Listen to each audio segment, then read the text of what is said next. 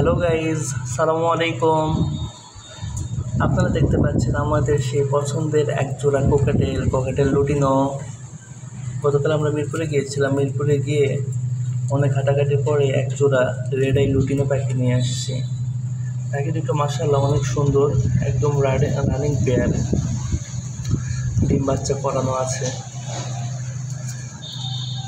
তো আমার ওয়াইফ শখ করে একজনের নাম রেখেছে মিনা আর একজনের নাম রেখেছে মিঠু। এখানে তাদেরকে নতুন খাঁচা সেট আপ করা হয়েছে। এখন আমরা ব্রিডিং বক্স দেই নাই, ব্রিডিং কোর্স করানোর পরে তারপরে খাঁচা দিব।